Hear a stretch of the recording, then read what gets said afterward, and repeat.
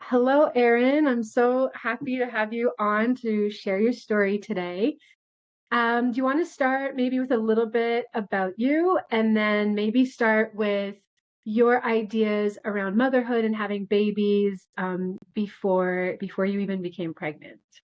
Sure. Well, truth be told, my husband and I had originally planned to be child free. So my thoughts on motherhood, I truly didn't spend a lot of time thinking about that.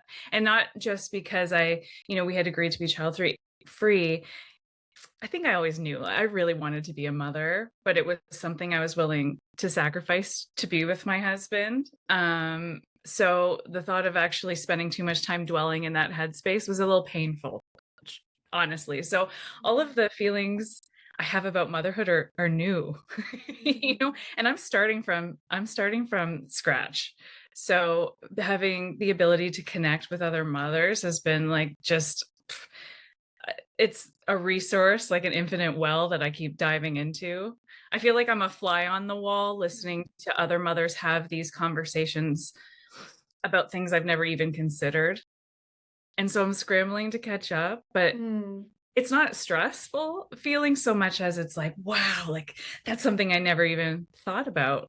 I have to think about educating my son at home. Hmm. So Yeah. I have a lot of catching up to do, but one thing I keep saying to myself is I'm so fortunate you don't have to have it all like from the moment they arrive. You get to sort of you build together. You're learning together and growing together. So I'm Kind of lucky. like in the pregnancy, right? Like I remember how at first you were like, "Oh my God, I have to learn all these things," and then all the pieces fell into place. So that's so beautiful. Yeah, education will be very similar. Yeah. Well, yeah, exactly that. And you had such a big part in that because for me,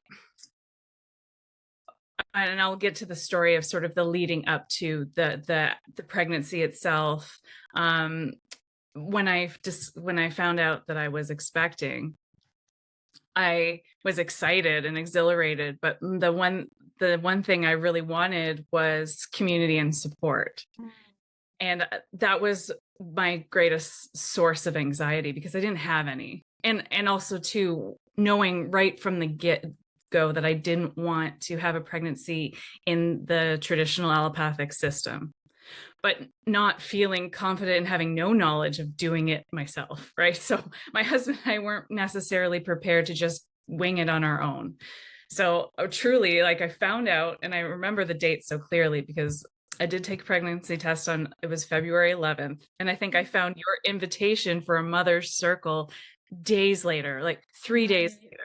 And then I was Right. meeting you like a week into a week into my discovery that I was pregnant. So it was amazing. And then Talk you about manifesting. Like, it, I'm not surprised knowing you, but like, that's just incredible. It's like, oh, I feel a little bit anxious. I need community. And then bam, bam, bam, bam.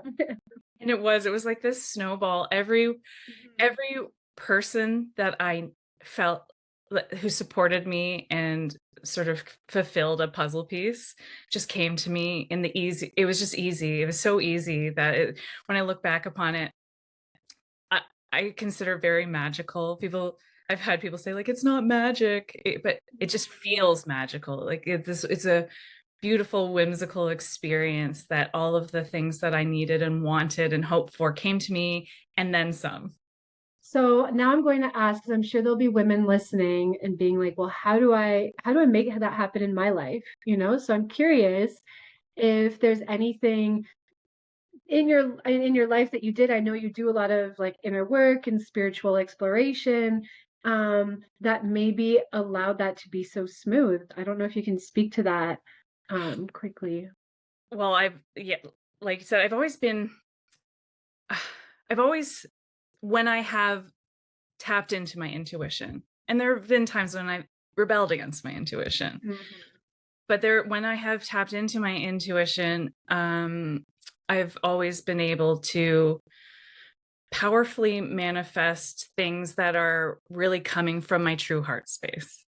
There are times when I look back and the things that I was desperately wanting, or I look back and I didn't really want that. It was Yeah. more like I was looking for an escape because I, like you, I went through a really dark my entire 20s were actually quite dark. I suffered with depression. I was lost. I had no life's purpose. So I turned to things like manifestation or like, The Secret, like Mhm. looking for a savior and a life vessel to get out of the situation I was in, and not understanding. I had these tools, but I didn't really know how to use them because I wasn't really the things that I was hoping for weren't real, like really what I wanted. Yeah. But when I finally was able to see what it is that I wanted, like I discovered, for example, later in around age 28, I got into Reiki, hands on healing, that sort of thing, and found it extremely powerful. And that it came to me so easily, and that I was having these really empowering and beautiful experiences, and it made me feel like this was a real missing piece in who I am as a person. This Mhm. is But then, I faced a lot of ridicule, eye rolling, you know people thought it was silly. I got a lot of pushback, especially from my family. It's just not something that people, especially then, were open minded to, and I think that made me, doubt myself.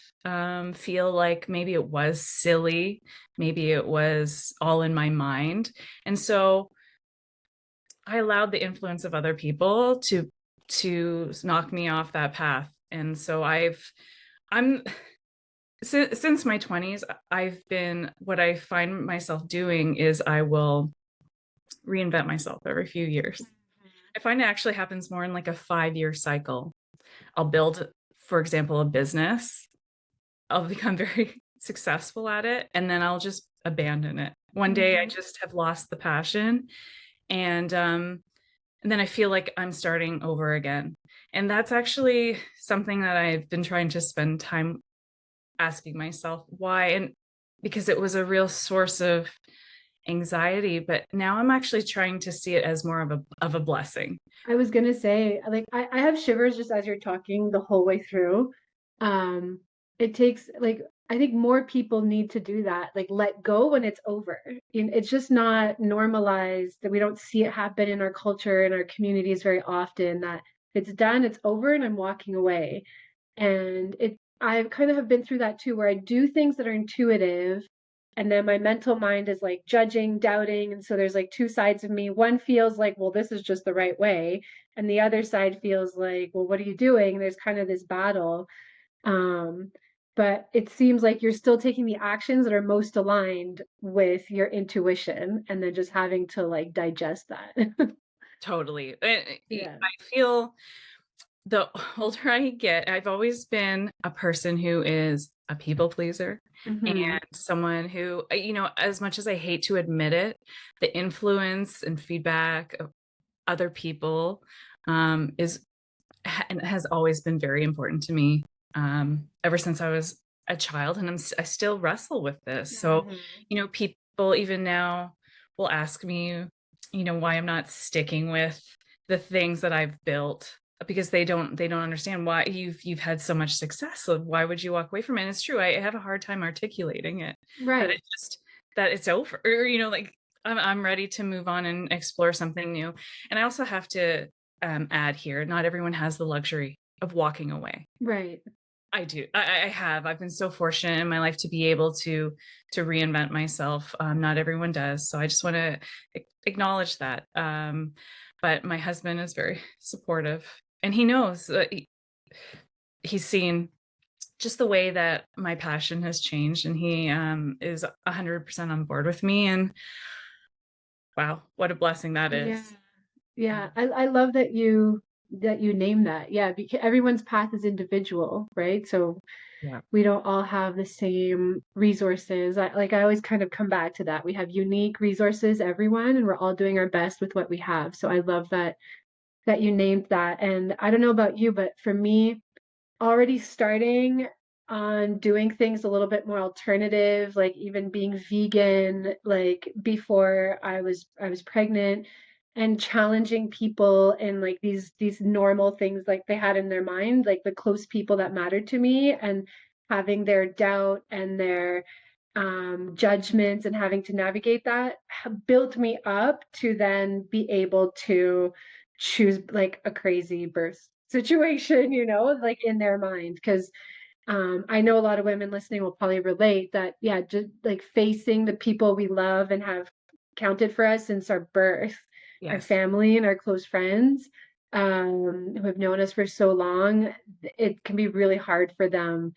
Because, yeah, they're like digesting our choices at the same time, So, yeah, it's a big thing to navigate. It sure is. And when you catch a glimpse of yourself through the eyes of others and you can see them looking at you like Mm. they can visualize like a tinfoil hat on your head or something. It's like it's a weird way to see yourself.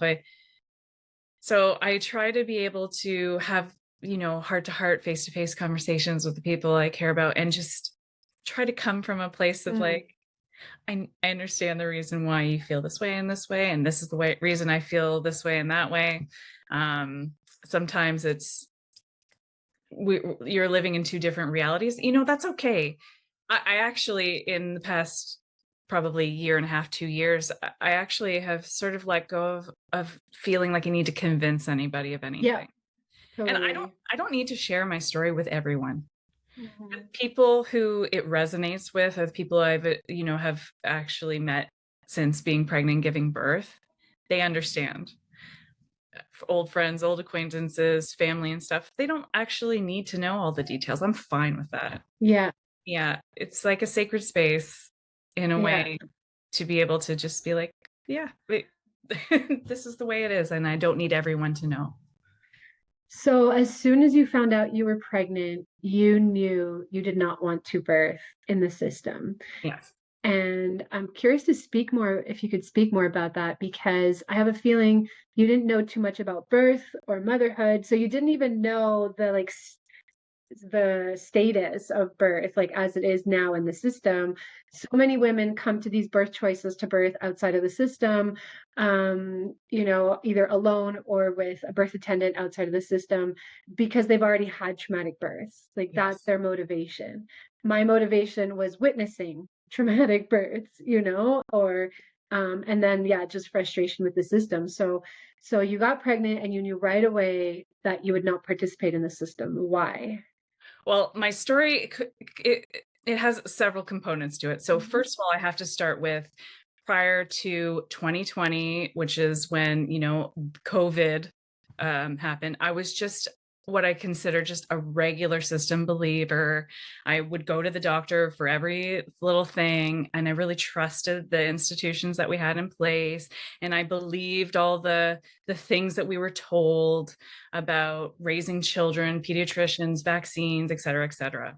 And if I had been pregnant prior to Mm. 2020, that's exactly the route I would have taken. I would have gone to the hospital, had an epidural, been a baby would have been placed in my arms and say, look, but just a few weeks into COVID, both my husband and I were like, this is bizarre. Like there's something that felt like a theatrical production that they were trying to sell us something. It just felt really inauthentic. And we both sort of, for lack of a better word, we started doing our own research, hopping down the rabbit hole, so to speak. And through doing this research, I discovered the work of, I'm not sure if you've heard of Amanda Vollmer. Mhm. So I found her. She's here in Ontario. She was a naturopathic doctor who started, waking up to terrain theory. And subsequently, I think she's been kicked out of the naturopathic college. Like she's no longer allowed to Mhm. associate because she's marching to the beat of her own drum. But I vibed with what she was speaking. It really just felt authentic and true. So I became a student of terrain and learned so much and really feel like it resonated with me. And through her work, I found her. I was looking for more of her content, and I found her doing interviews on a podcast called Crow 777, which I told you about. I actually just recorded an episode with them, so this is a full circle moment. That's awesome. It, Yeah. they're like a big, air quotes, truther podcast. Mhm. They've been around for a long time, and that podcast I started listening to in 2020, and I listened to the episodes where they were interviewing couples who have birthed outside of the system. Okay. So Okay. I listened to these and they resonated with me so much, even though at the time we still were not planning to have children. I said to myself, if it ever happened, I would do it the way these people did it because their stories were Wow. so powerful. Some are in the US, some are here in Canada. They all had a little bit, different. Some were total free births. Some, had a little bit of assistance, but they all decided to do it at home without any allopathic intervention. And how beautiful and how peaceful and wonderful that their pregnancies and birth stories were. I was just blown away. I love that. Because I keep saying that like all adults need to be aware of how our children are being born. Whether you have children yourself or not, it's so impactful to humanity. So that's awesome. Yeah. Were you having discussions with your partner a little bit about this? Like, were you telling him like, "Hey, this is how babies are born," or was he listening to the podcast? He was aware a little bit?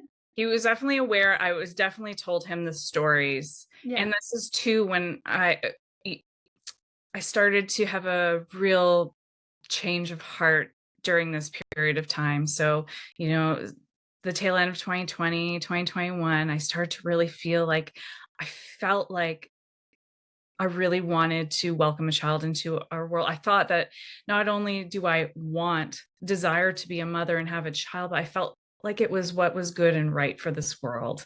I felt like seeing the way that we were being sold a bill of goods, one of those things was that having a child and bringing a child into this world is terrible. And Mm. we were subtly given this message. And so we've been almost convinced of our own self-annihilation in a way. Yeah.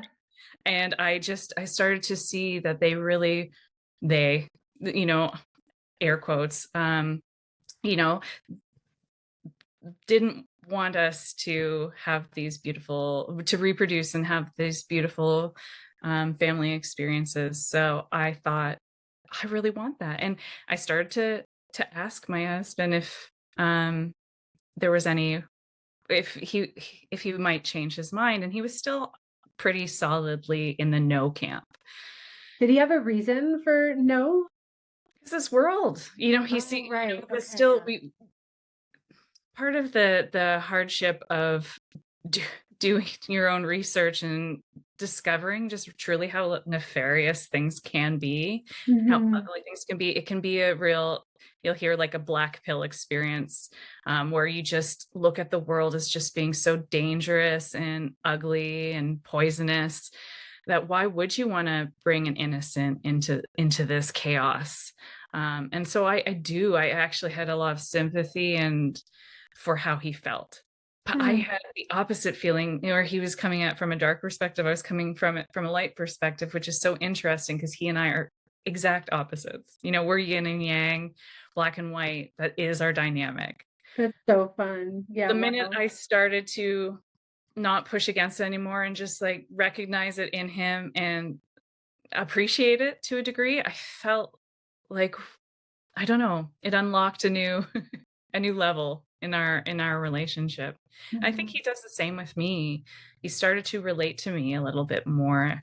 Um, Not that we were ever enemies or, fighting each other, but I think that, we had the things that we believed, and that was that. And there was no changing opinions, but we started to have Mhm. these honest heart-to-heart conversations. And I think he really heard me for the first time, and I heard him in return. So when we were coming up to 2023, um or sorry, it was in 2022, I was 39 years old, and the first half of 39 was I felt an anxiety and sadness because knew I was coming up to a pivotal year, and that I felt like I had a window that was closing to Mm. a degree, and I felt like at 40, you're surrounded by friends who have been in your life for all these years, and you have a party, and you have, you're doing amazing in your career, and you have these milestones that you met. And I felt like I didn't really have any of those things anymore. And a lot of friends I'd lost during COVID because they thought we were lunatics for not wanting to get vaccinated. I just felt lonely and sad and lost a little bit. And then I actually had a very powerful reading from an astrologer, and he told me that I was going to rediscover a path that I started upon in my 20s but abandoned, and it was going to come back to me like tenfold. And that awakened a memory in me of powerful manifestation and healing and just riding a wave of fortune. So I dove headfirst into that almost immediately, and I put a lot of intention and prayer and into the idea of welcoming a child into this world. And I also was praying that because I never wanted to trick my husband. Yeah. That was never the intention. I stopped taking birth control like around 2020 when I realized pharmaceuticals were not my friend. So he knew that I no longer was on birth control. So, we were very careful. But I didn't want to ever, I could have probably pulled Hmm. a fast one if I wanted to, but I didn't want that. What I really wanted was for his heart to change if there was any room in his heart to change. So I would, pray that if he had any wiggle room in his heart to welcome a child into this world, that it would be revealed to him. So we could be on board. And I started also having powerful dreams that I had a son, and I could see his face so vividly. And I would wake up from these dreams and feel both like overwhelming joy, but also just like wanting to just cry, cry, cry, like open the floodgates because I felt like he was waiting in the wings. Hmm. But I had to first, have my husband on board with me. Um, and I spent a little while resisting really opening my heart to these dreams. But then I think when I finally did, Mm. that's when everything changed. When I was like, this boy is coming. I just know it. I just know in my heart. It's wild. I had the same experience with pretty much all of my children, that it's like a few months before conception. It's like everything about me is just about that child. And retroactively, you can kind of see it, Yeah. because you're not really sure what's happening in the moment. Yeah. Have Yeah. you have you been having any of those feelings lately? Well, it's interesting because this time around, yeah, with for a fourth, I like definitely feel like there is a being who could come in, but I want us to be in like such a different place. I dream of having like a smooth postpartum and no stress because we've had so much stress for each child, more so like, yeah, financially and just having help with like all the other kids. We would have three other children, if we have this baby Yeah. come in. So we would need so much more help to do it smoothly for everyone and not rely on the system like school. So, yeah, interestingly, I'm like maybe the most closed I've ever been. Vitali has dreams of a baby, and I'm like, I want to be closed until if and when it's the right time. So, yeah, I, that's where we're at now for if there's another one. I think that makes so much sense. You have to prepare yourself here, like in this reality too. And sometimes it takes a little while to like get your nest in order. So like I get it. Yeah, and like when in 2020 during COVID, like we had some really hard moments, financially and with my family. I just felt abandoned. I felt like everything was just crumbling down, and I was praying like, what do I do? What's the next step? Do the girls need to go to school? Like, what's the next step? And I kept hearing like, have a baby. Like, so that was like, things were not prepared, but it was so clear. It was like, have a baby. And it, just like you said, what is right and good for the world is to bring a child into the world. That's what I was also hearing. Mother Earth was like, bring a light, another light warrior into the world. It'll be fine. It'll work out. Like, just do this. And I had so much fear around it. And yeah, but it was so clear and it was not hard. Sometimes I was like resentful towards Mother Earth. I was like, you said I could do this, and it's still like so freaking hard. But I feel for the next one, I don't feel as much fear. And like if he or she is coming, it's going to be smooth. So there's that change. But yeah, it was clear as day. It was, and he's been like, he is amazing. And I can see how he's so good for our family. And my husband have a son. Yeah, so I love hearing these stories of clarity, and I kind of want to write a journal of accumulating the mother stories, even like feeling it's like they're waiting in the wings or like knocking on the door on the other side. You know, they're like, I'm coming, like get ready, Yes. like as ready as you can, because I'm coming in. Like sometimes there's no stopping them, you know? Yeah. So true. I have this funny memory. I had one dream. Oh, sorry. One thing that I also struggled with too is my age. Like I thought Yeah. that 40 was just like pushing it. And my husband is 4 years old, almost 4 years older than me. And, he also didn't want to be an old dad. He Yeah. wants to be active and present. So I thought that it was beyond maybe that door had already closed. And so that was something I got hung up on. But I remember, um, one morning after waking from having a powerful dream about the sun, I listened to a podcast and they were retelling the story of from the Bible of Isaac being born to Abraham and Rachel. And Abraham was like 100 years old. And he said to God, like, can I have a son or am I too old? And God's response was like, do you not think that I can make whatever happen Right. happen? Yeah. And Isaac was born laughing. I think his name means he who laughs, because he was born laughing because his his parents' face in shock when he came to the world. In my Wow. dream, my son was laughing all the time, laughing and smiling, laughing and smiling. So, I had a name for him in my mind, which was Isaac, just because I thought that is the child that he's laughing. He's laughing. He would laugh at us for thinking we were too old. Um, Amazing.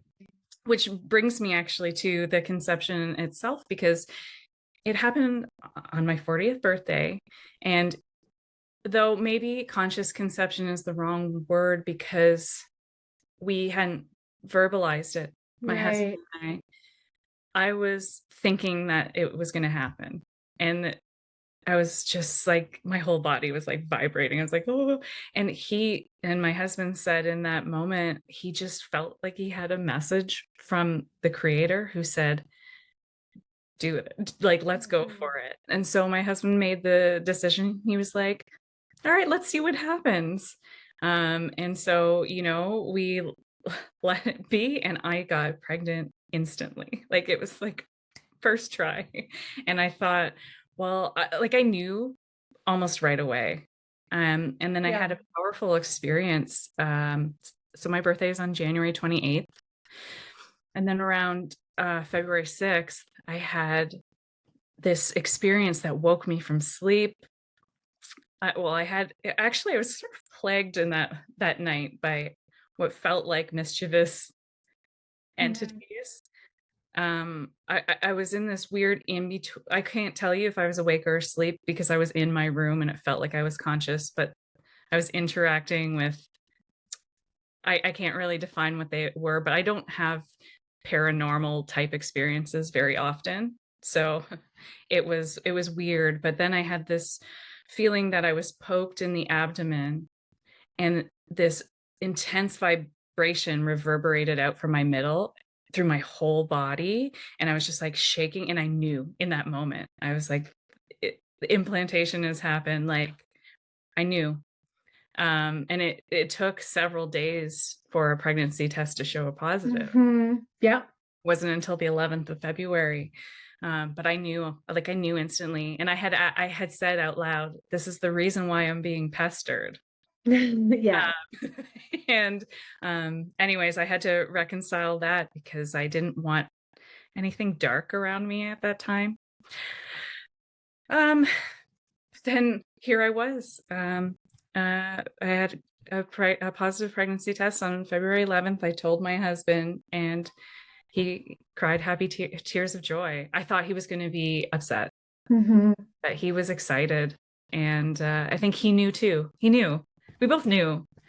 So it was an unsaid conscious conception. And And then how long had you been together before? we've been to like 14 years, but we had met when I was 19 and he was 22, and we had dated then. Oh, wow. But we had too much conflicting energy. Like we fought. Yeah, Yeah. we were too immature, but we stayed in each other's lives. We would touch base every now and again. And then in 2010, we got back together, and then it was official. And we've been together since then.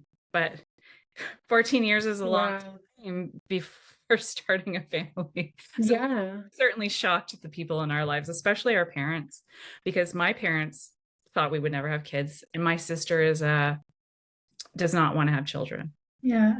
So my son is bringing a lot of joy and energy back into the lives of both my husband's parents and mine. Does he have like grandchildren on his side, like nieces and nephews? He has, yes, he has two, but they're in their 20s, Oh, they're, wow. yeah, Okay. so he is really almost like a new uh his youngest niece, my youngest niece, Julie, she was leaving the nest for college as Wow. my son Wyatt was coming into the world, and my mother-in-law was really struggling because her world was about the grandkids, and to see them going off and being independent alone she was wondering, what do I do with my life? And now she has this renewed vigor. She loves him with all of her heart, and it's actually beautiful to see him just basking in the love of these grandparents who had no idea that he was going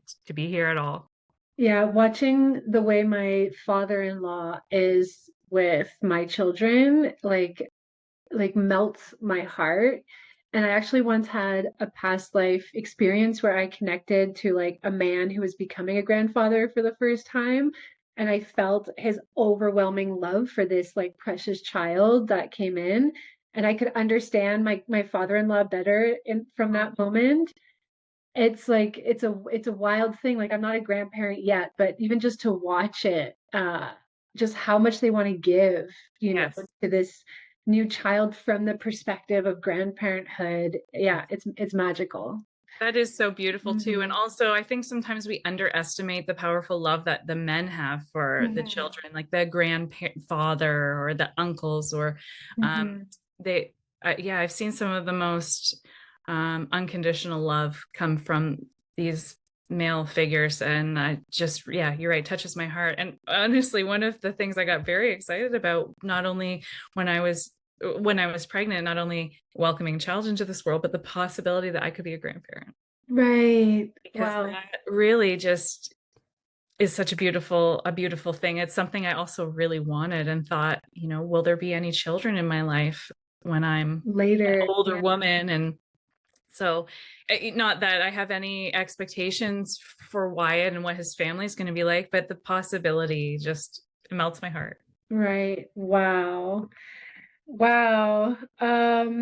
Beautiful. So then, yeah, you were looking for community and you were looking for how you were going to birth, but so you had already been exposed to the podcast because that's huge. To already have heard of like other people have done it this way, even if you don't know anyone in your community, which is like then the next level. Meeting someone face to face who has actually done it is like, oh wow, this is even more real and possible and accessible. Yeah. Yeah. Well, coming to you, first of all, if you're listening and you don't know, Emily hosts these amazing circles for expected moms who are newly postpartum, and then other like more support outside. But Hmm. I came to you when I was, a month pregnant. But the women that I met that first meeting kind of ran the gamut from Yeah. you, who was just you and your husband at home, for Theo. Um, Sorry, Teo. I'm It's terrible. fine. No, When I we say, say both. We say both. It's fine. Yeah. I always get insecure when I'm saying things with a French flair or like an Italian. Yeah. No, you can say Theo. We call him Okay. Theo in English. Precious little Teo. Um, to women who had used midwives locally, to women who had used birth attendants. And I knew that, first of all, this was my first child. So I wasn't coming to it from a place of experience. But I still felt like I wanted somebody here who had some experience. Yeah. So that's, I sort of learned about, no, it was originally, I found a Telegram channel, and it's called Ontario Awake.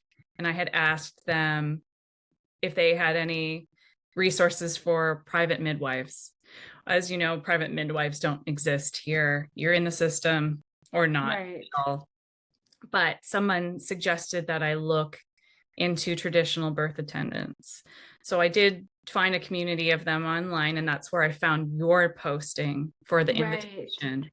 And you were local, and I couldn't believe it, because we're not in the city.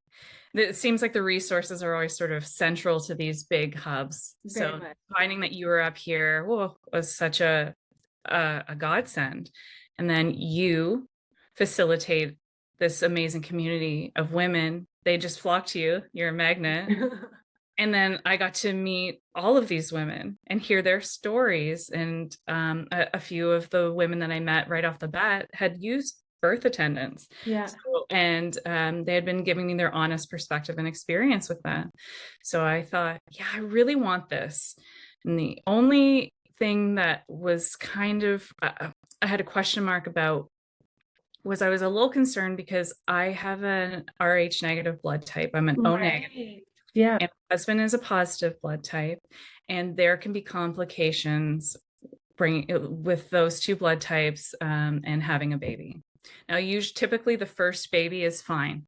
So this was the first baby. So I actually felt like it was okay, but I just wanted to make sure. I wanted to make sure everything was okay, because another thing I didn't want to do is women who are pregnant who have a negative blood type and their partner is positive, the system just has this blanket policy that you'll take a blood product, Yeah. called a RhoGAM shot. It's plasma.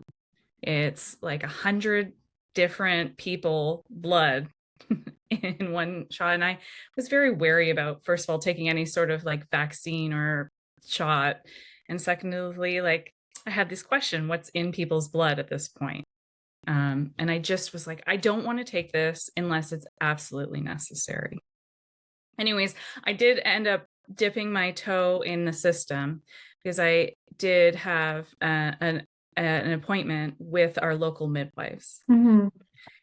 I did ask them if they could explore this for me. And the thing that I discovered, because I really just did the research on this Rh negative, is that in the UK, they offer a blood test. It's a non-invasive fetal blood typing test.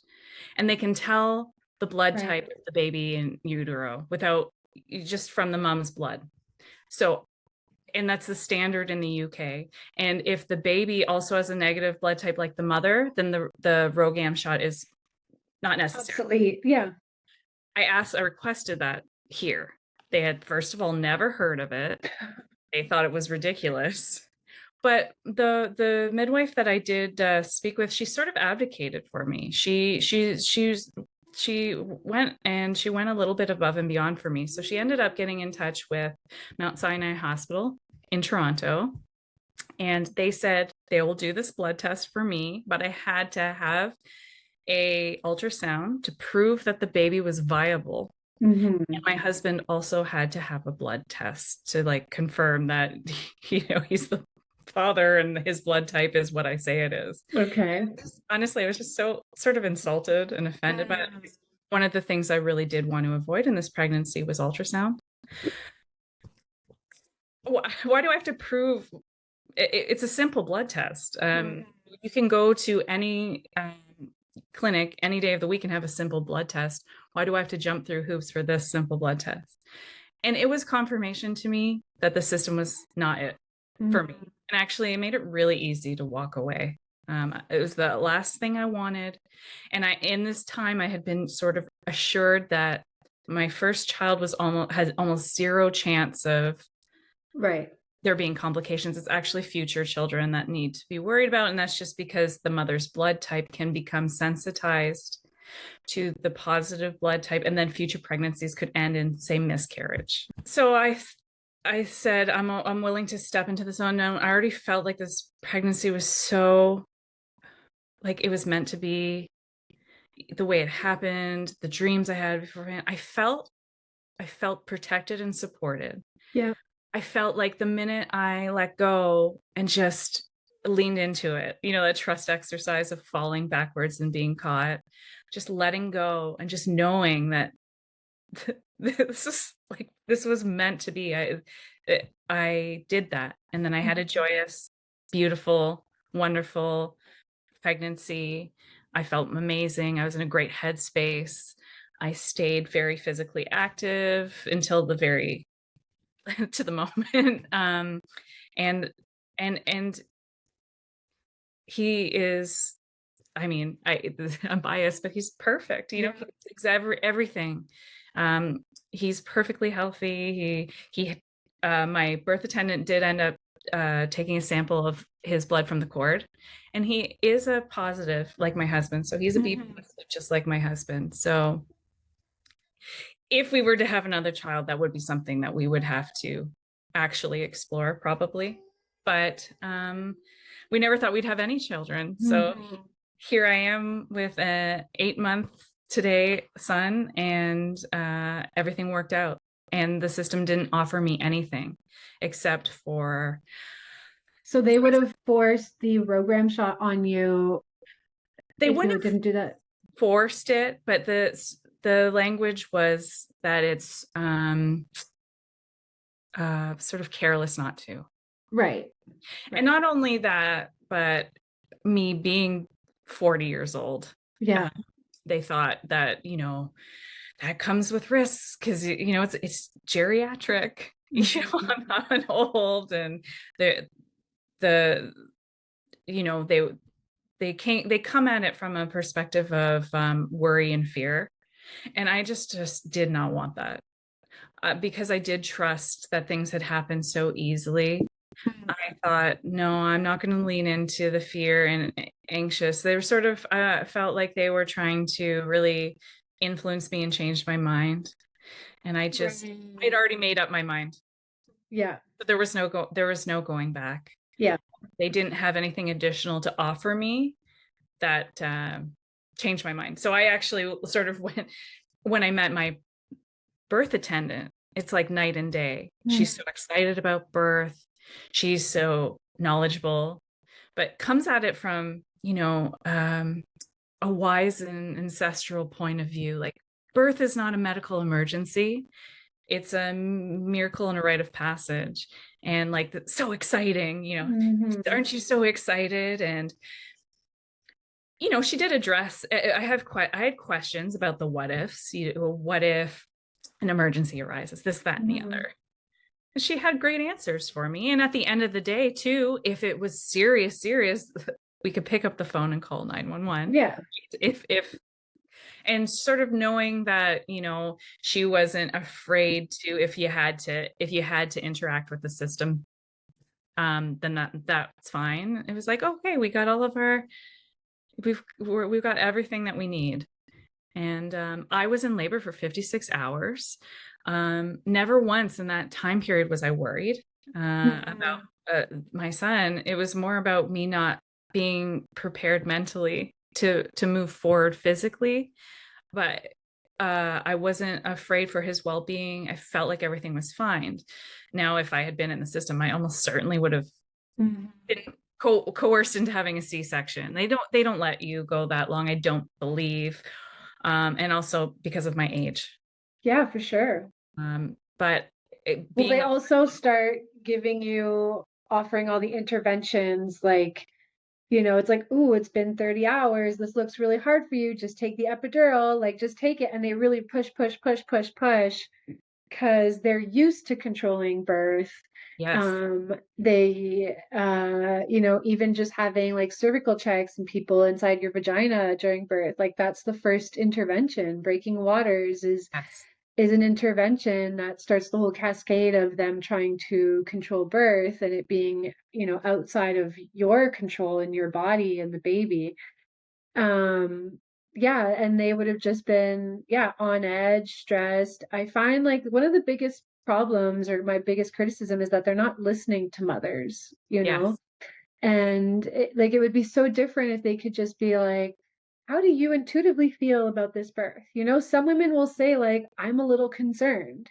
Some women, there are things that can happen and go wrong. And a lot of times the women feel it. Yes. They kind of know, they're like, I think I want to birth in the hospital. Yes. Um, and to value that, like that is, if they could change one thing, is just to listen more and to actually value women's feels about their body and their pregnancy and their baby. Yeah, so that's one thing I don't see them really doing or valuing. You have to fight for that. You're so right. You're So so right. yeah, 56 hours. I'm curious about your birth prep to, yeah, prep for birth. Was it with your birth attendant that you kind of talked about birth and labor? Were there any books or resources that really helped? Do you think you could have done more? Curious about that. It's a good question. The thing I really loved about working with my birth attendant, Ina, is that she came for 5 visits prior to birth Yeah.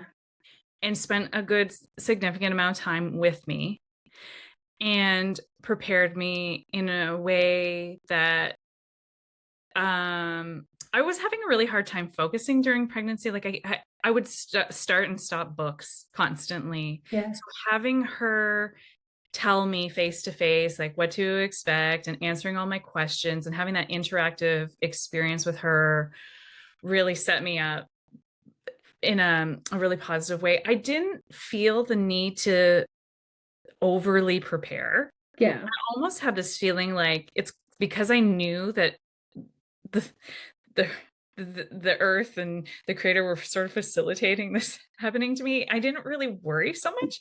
Now, are there things that I could have, like upon reflection, hindsight in Mhm. 2020? Yeah, there are a few things that I probably could have implemented for my own comfort.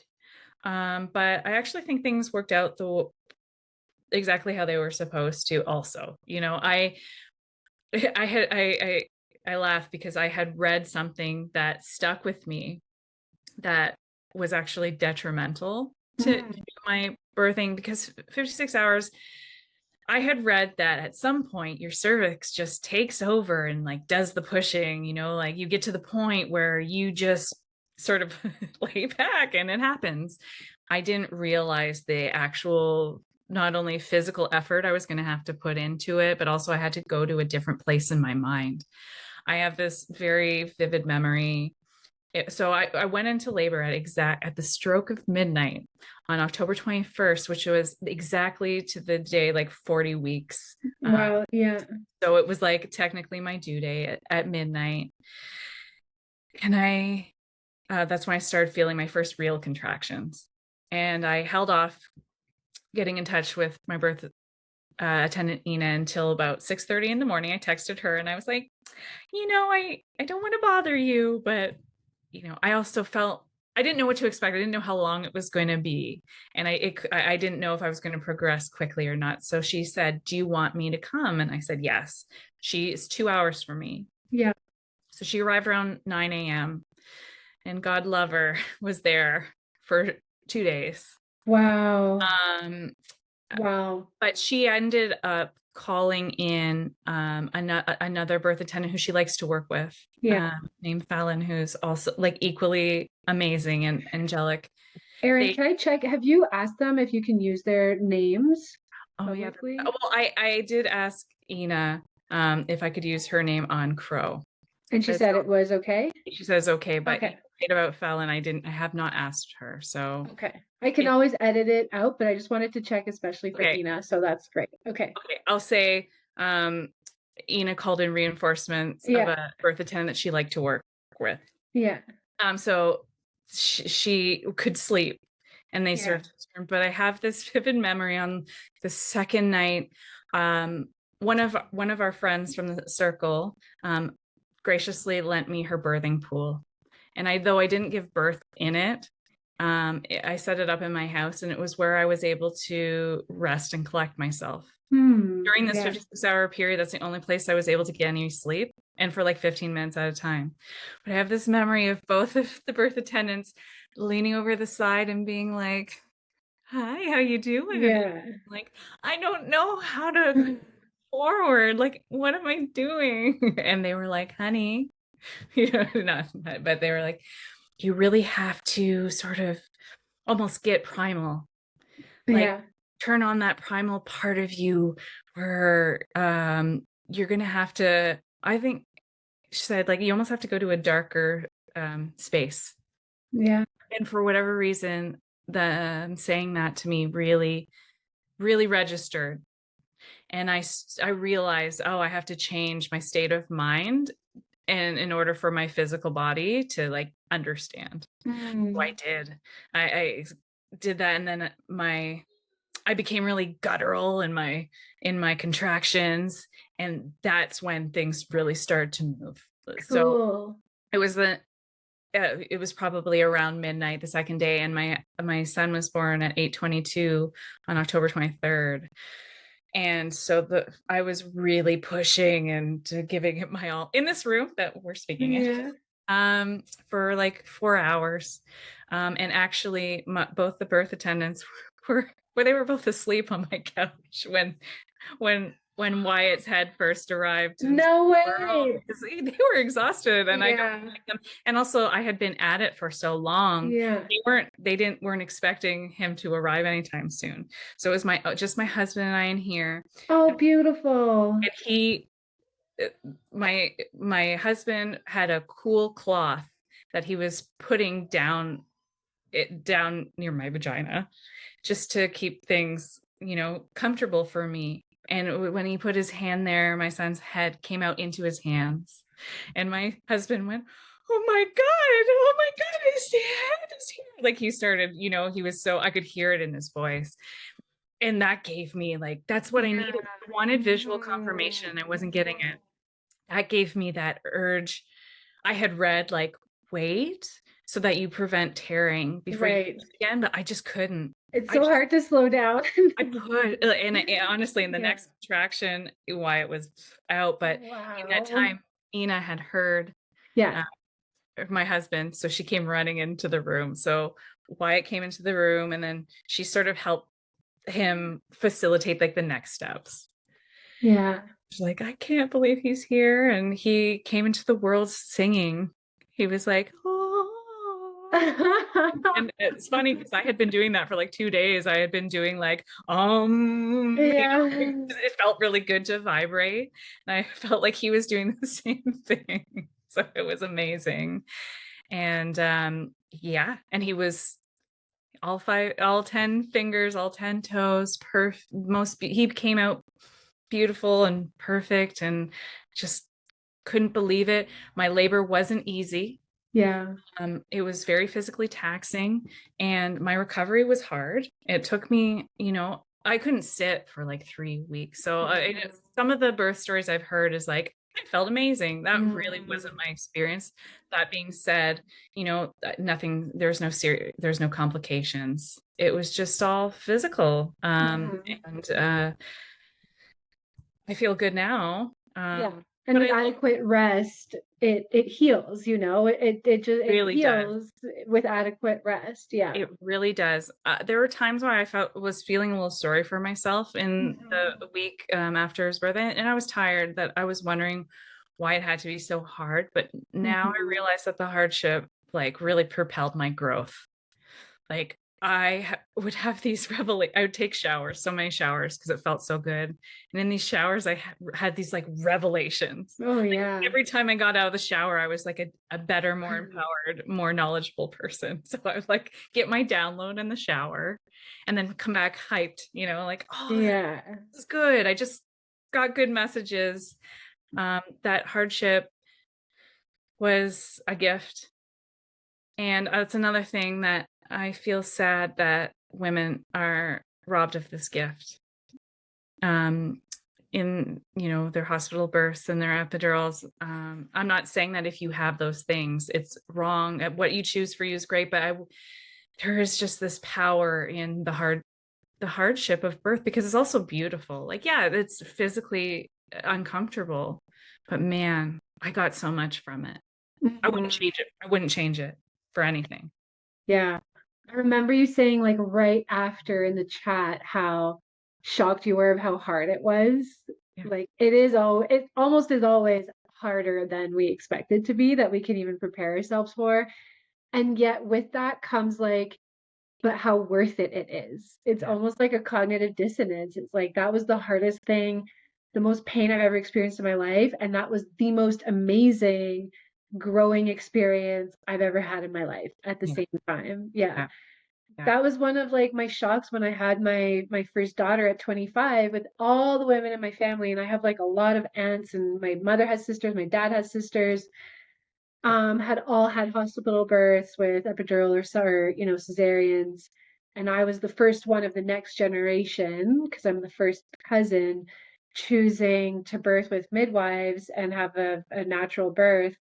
They were all like, why are you doing that to yourself? Like, I that know. sounds crazy. Like, what are you doing? And my mom was actually pretty open and supportive. She did like a birth, hypnobirthing course with me. And I think that was really good for us and for her. And then it was, yeah, the hardest thing. Well, yeah, I don't know. I compared it to like a half marathon that I've run before. It was like I'm physically very active. So physically it was like on par with some of the physically most difficult things I've ever done. Definitely the most pain I've ever felt. Yeah. And the feeling on the other side of it, the elation and the ecstasy, I was like, why did no one tell me about this? I mean, these women couldn't tell me about it. They didn't know. They had never felt that after their births. Yeah. And I was like, oh my, that's why I become a birth doula. That's why I love birth because I was like, wow. Like, Yeah. yeah. Yeah. Oh, I think just from my perspective, having never gone through it before, I can see how the first one could prepare you for something like even extra, like more phenomenal. Like Ina, for example, says that her births were orgasmic. And I Yeah. couldn't possibly comprehend that. But now I could see how if you got into the flow and if you saw it from the perspective of ecstasy, that like this limitless potential to have something like the most incredible physical experience of your life. Yeah. I wasn't quite there. I didn't, I thought about it a few times, but then I sort of felt like I was leaning into the discomfort almost. Um, because physical pain is like an old friend in a way. You know it and you understand it. And I Mm. had not birthed before, but if I were ever given the opportunity to again, I think I would spend more time in that headspace of like, this could be great. This could be really great. Yeah. With my second, I was kind of able to do that. It was like mostly a painless That's amazing. labor. That's amazing. At one point I was like, what if I were to fully let go? And I just relaxed and I stopped making sounds. My husband was like, are you still in labor? And I would just make sound for him to know when I was having contractions, but I didn't need to. Oh, And I had this like meditative experience, and then I came back and like just birthed the baby. Like it was super simple. And with my son, with Theo, after that, I didn't have that. I think the stress of COVID was like in my body. There was a lot more fire and stress. yeah. So I would love to try again for fourth and see like if I would be able to access that kind of place again. So do you feel like there's someone else knocking from the other side? You asked me the question, so it's coming Well, back. isn't that funny? Because right after he was born, I was like, respectfully, never again. Mm. And also too, like all I had wanted and envisioned was one. Mm-hmm. I felt like our circle was complete. Mm-hmm. But in these past couple of weeks, um, Nelson's like, I'd be open to the possibility. And He's I've saying also, it. I've Wow. forgotten, already the memory of saying like never again, because it was physically taxing. Yeah. I was like, well, maybe. And then we have people in our life that are like, when's the next one? So I feel Oh, like there's wow. weird energy about it. That being said, the unanswered question about the blood type and like a new Mhm. baby, it does come with a different set of worry and risk. So I don't know, but it's not a full no anymore. Yeah. It's a maybe. But that being said, if Wyatt was our only child, like how blessed and so lucky. I never thought that I would be able to be speaking from a mother's perspective. I never did. So it's like, oh, it's beautiful, like it makes me emotional. I think about it because sometimes I'll catch myself referring to myself as mother and it still Mm. feels like I'm trying on a hat that somebody Yeah. else's. And Yeah. I'm like, oh no, I am. And his first word was mama. And he refers to me as mom, and he only says mom when he needs me, like Yeah. mom. And it's like, it gives me like the most powerful chills because Mm. I know that we were connected before he arrived. I see in his eyes, like, we have a pact, an agreement. Mhm. Like, he's my son and I'm his mother, and we have gifts to offer each other. And I look at him and I'm just like, wow, what a miracle, and I'm so excited to see what his life is and how beautiful it is not to have any expectations, except I just want him to be passionate and like have a life full of love and joy and passion and to fulfill his purpose. Um, it's so exciting to have been able to start him off on what I feel like is a really good Mhm. footing too. He Mhm. was born into peace and love. And I think that his personality really reflects that because he's a very chill, happy, go lucky. He's easy. He's amazing. Um, like I can't believe it sometimes. He definitely has like a Zen energy about him. Mhm. And I'm so glad that m me choosing the way that to birth I did, um, has sort of facilitated what I feel like is a pretty good, relaxed environment, to put his roots down because he doesn't seem like he stresses out very easily or gets frustrated very easily. And I do feel like part of the birth and the pregnancy too, because I was really chill. I felt Mhm. really good. Um, I think that it was a good recipe for a chill baby. Yeah. Yeah. And yeah, I'm curious if you want to talk about the QHHT session that we Yeah, we did absolutely should. together, Yes. because it's something I'm so interested in doing more with pregnant women. Like as Yes. a birth doula, I find it can be a really amazing way to help prepare for birth and open up to like the other areas and other sides of the veil and connect to our intuition. Yeah. So do you want to speak to that a little bit? Absolutely. Well, first of all, I had not even heard of it before you said that you were offering it and doing it. This stuff is so up my alley, like exploring beyond what we can see. Um, so I asked you if we could do a QHHT. I think I was in my second trimester. Mhm. Um, and It was it, maybe almost a year ago. yeah, Mhm. it was around Mhm. this time. Yeah. And you came to my house and I had a very powerful experience. I, it, it was so interesting because what was revealed to me of like what I feel like was a past life, um, as a man with a family and messages of me having maybe like a history of having a savior complex that's never been fulfilled. And that's something I've thought about afterwards. And actually, that's one of the reasons why I've been able to let go of convincing people of anything Mm. anymore. Yeah. I don't need to rescue anyone because everyone's capable of rescuing themselves, right? So, but in that, I had a very powerful visitation from my my beloved dog, Hmm. Carmen, who was a soulmate to me, like truly. And That was so beautiful because it was after the death scene going to the other side. And I always like to ask, like, who's there? Are there any beings there? And it's so different and unique for every person what they'll experience. And then for you, it was an emotional reaction first, and yeah, then you were able to tell me what you yeah. were seeing. Oh yeah, like I feel like I just like it was like just I just like poured water out of my face because I just she's like one of the loves of my life, you know. She was there for me when like I was in a really dark.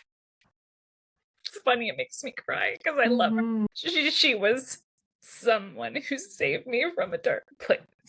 Anyways, she wasn't my personal dog, she was my parents, but I believe that she was brought into the family for me.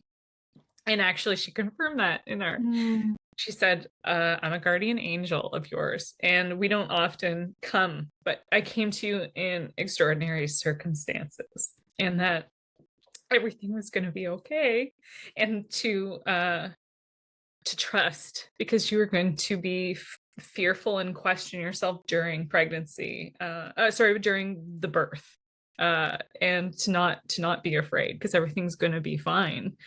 And it was funny because it was uh I like after that session with you, you know, that stuck with me for you know, a long time, but then it sort of faded, you Mhm. know, as things do. And you're, for anyone who's ever been pregnant before, you know that your mind sort of you're floating in the clouds, especially like leading up to the Oh actual yeah. like where Oh was yeah. I don't really Oh remember. yeah. Well, we start to like step through the veils, so where our consciousness is just not really here. It's oh, I love it. I love it watching women in that state, just seeing their eyes like yeah, one of my friends would be like, look at the leaves on that tree. it's the Like ultimate you're high. high. Yeah, you're high. Yes, it was. It was such a trip.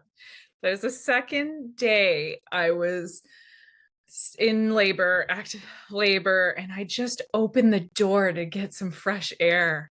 And a dog who looked identical to Carmen was walking by, and I had never seen this dog in my neighborhood before. I didn't know she's a golden cocker spaniel. It's not a, typical around here, and it just like was like a reminder. Yeah. I think I laughed. Like I was in awe and I laughed and I thought, of Cool. course. And it Oh, was it tickled me in a way because I was like, yes, oh yeah, don't forget, like this is hard right now, but everything's gonna be fine. And it's interesting because the room that I gave birth in, which is the room I'm speaking to you in, is the room that she exited the hmm. world in. And I really had just had this hope because I was laboring all over the house.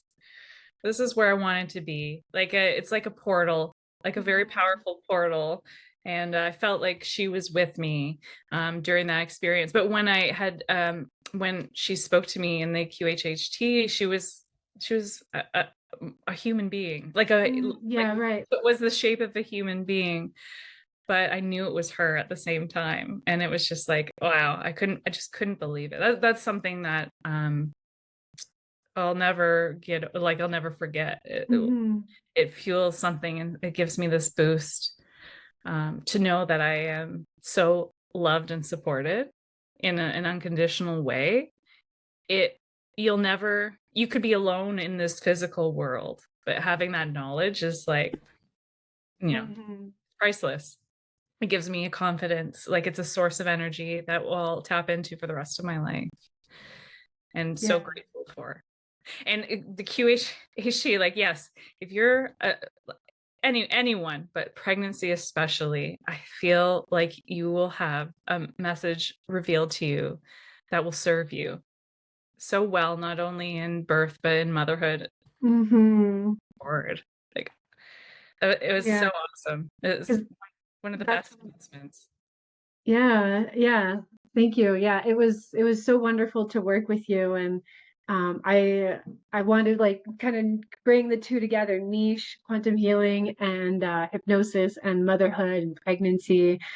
And yeah, because like you were saying, the mind starts checking out. So as humans, do we know how to connect with the other layers of ourselves? You know, do we know how to navigate those other subconscious worlds? Most of us don't because it's not part of our culture to do that regularly. So that's why I think it's a beautiful practice. And I'm offering more group sessions that are online as well, and possibly in person locally too, for women to get a taste and start exploring and having these discussions together.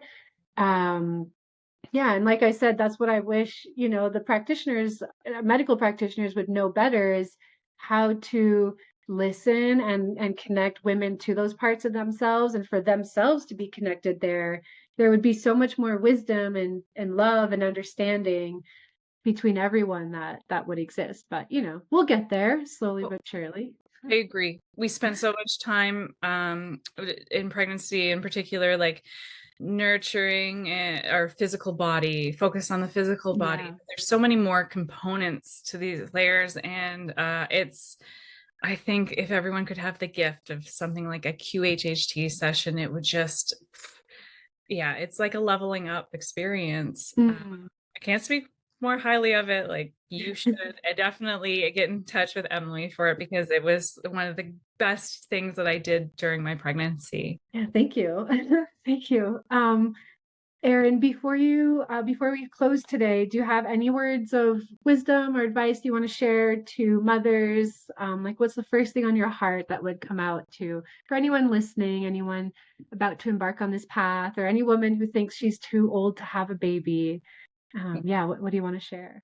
Well, I've learned that that is simply not true. And I've met women since through you who Mm. are in my age bracket, who have not only had children in my age, but are contemplating having more when with joy and excitement. Um, Mhm.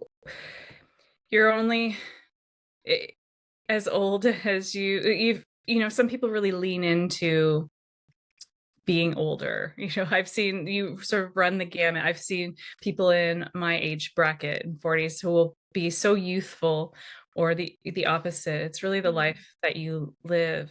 But you know if you are able to welcome a child into this world and keep up with them. I certainly do. I love he's given me this because even though I feel like birth finally officially became an adult. I also still see the world through the childlike wonder that he brings, and I Oh, yeah, maintain true. that for the rest of my life. So like it's Mhm. beautiful Yeah. mix. And also another thing that I would say is like if you're apprehensive about uh, going the allopathic route, but you're not 100% sure that like you can do it on your own. There is a middle path. That's one thing that I didn't see a lot reflected in when I was looking. You know, you Yeah. would either be working with a midwife or birthing in the hospital or doing it alone. And that having support and having a middle ground experience was like kind of rare, but like you Mhm. can have a birth at home with some support without having to take all of the allopathic trimmings. Yeah. And you can make it like you can tailor it to 100%. exactly to your needs. And Yeah. I do feel lucky that I got to have that experience with my first. It's like you said, Yeah. a lot of women come to it from a place of a traumatic prior um, birthing experience, and Mhm. it makes me sad. Yeah.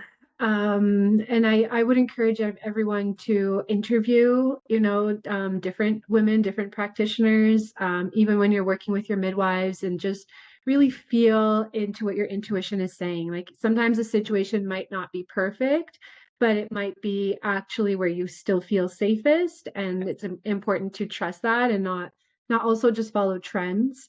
Yes. You know, like even for a next birth, I don't know if I would free birth again, maybe, but I'm gonna wait until that moment, and I feel like that's when I'll know if it comes again. And even in terms of birth attendants, there are, yeah, a wide range of what the different women offer, the skills that they have. I personally don't call myself a birth attendant. I feel like I don't have the experience and skills yet. I'm definitely more of a birth doula, but if anyone is interested, I am connected to an amazing network of birth attendants who are attending births outside of the system that I can connect people with. And definitely Erin had a great experience with her, and I've only heard good things. So I would recommend her as well to reach out for people who are in our area. Yeah. Okay, great, Erin. Thanks so much. I'm going to turn the recording off, and thank you for being with us today. Thank you. Enjoy the rest of your week.